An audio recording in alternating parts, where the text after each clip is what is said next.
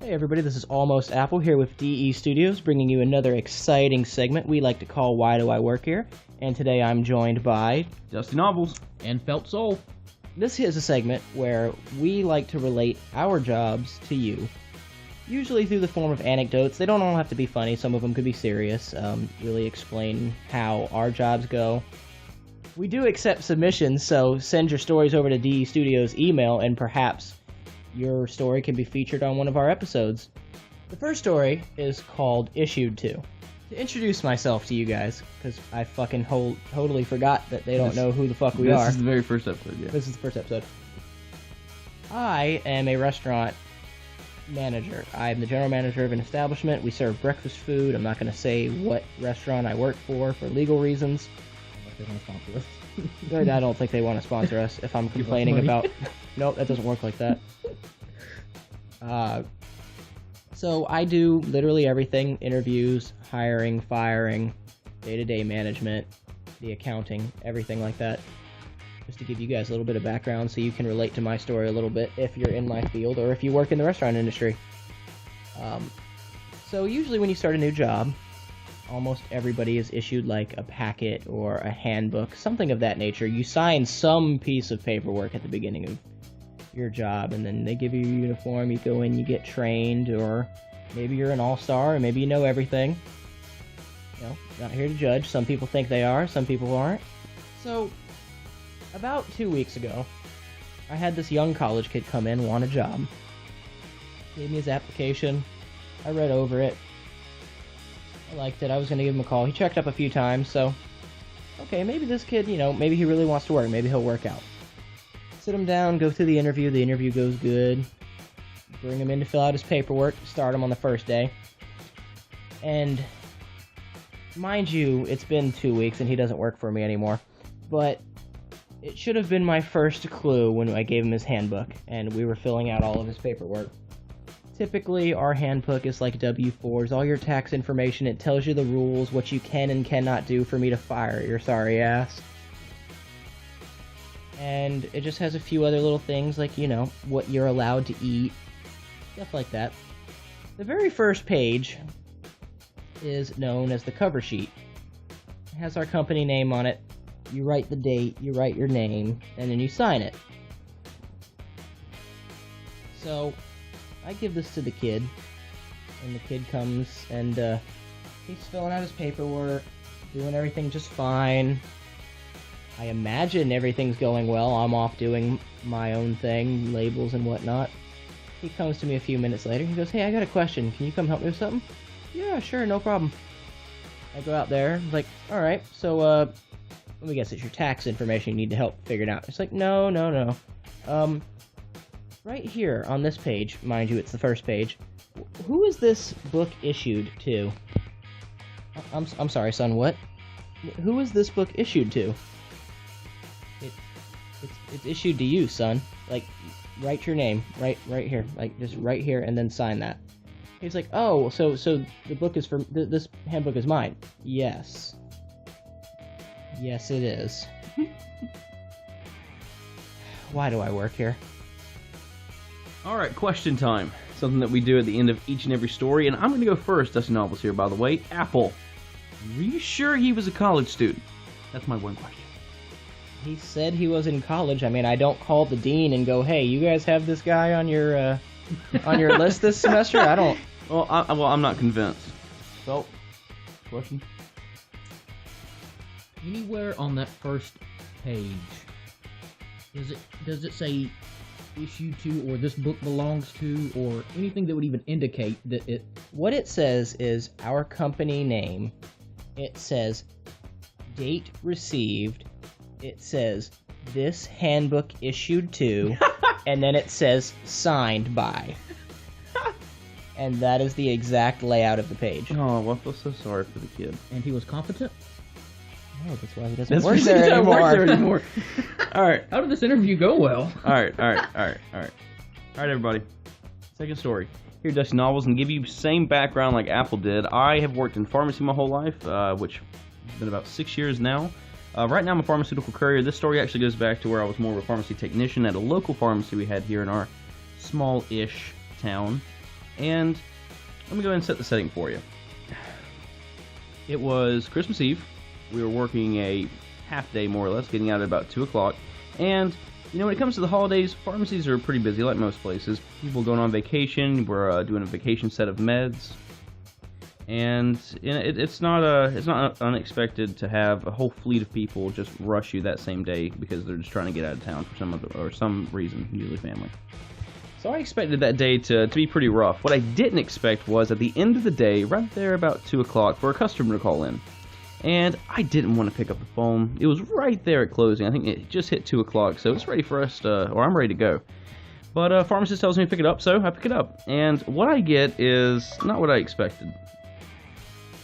What I expected was someone saying, "Hey, I'm coming in late, I apologize, and I just need these medicines filled because I'm going away for a few days."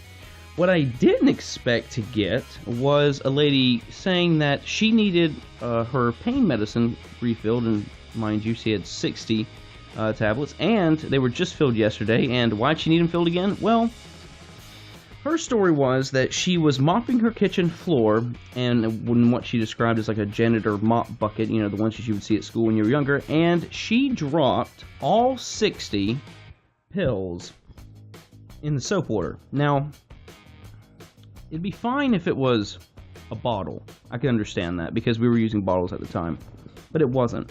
She described each individual pill dropping in the water. So, in my mind, I imagine someone literally just pouring it into the janitor-style mop bucket. And it turns out we had to stay an extra 40 minutes to fill a medicine for a lady I was convinced shouldn't be taking care of herself by the end of all that. And I had to ask that question, that famous question, why the hell do I work here? Question?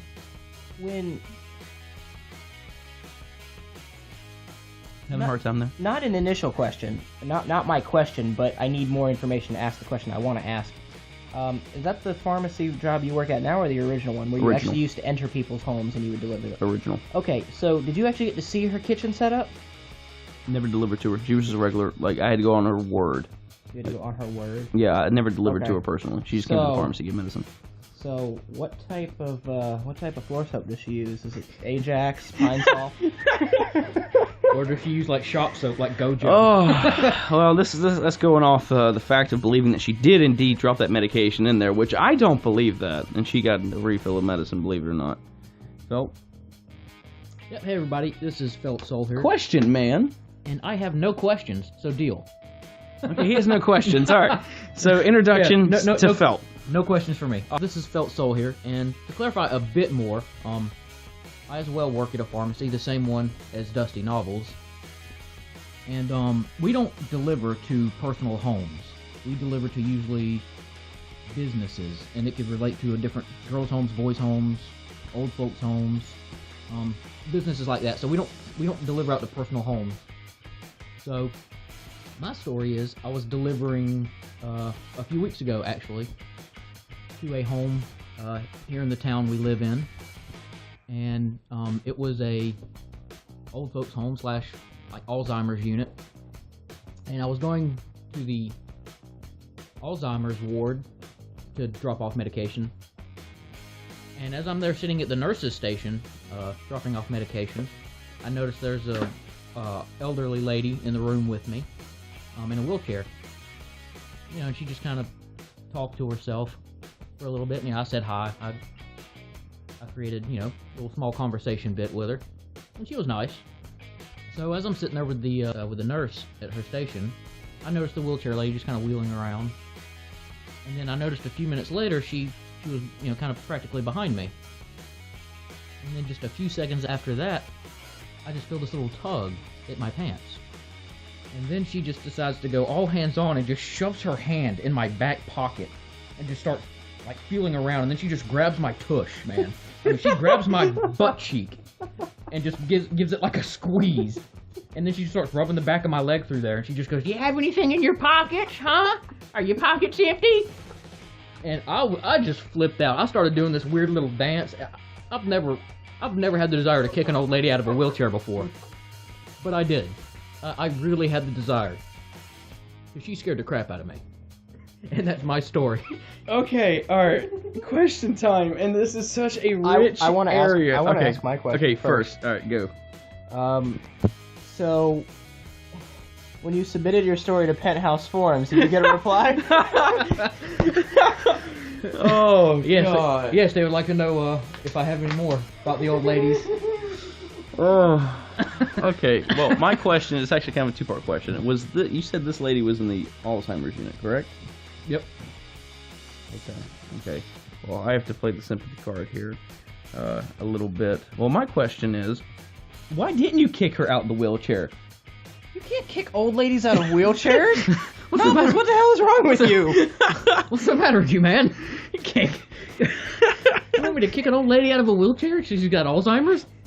I know, now I feel terrible, but I had to ask it. Oh. This wasn't trying to steal your wallet? You know what? pocket. You know what? Yeah, I say before she got put into Alzheimer's ward, she was a career thief. She was Catwoman. She was Catwoman, sir. Master pickpocket. All right, that's really it for this load of stories. Apple. All right, everybody.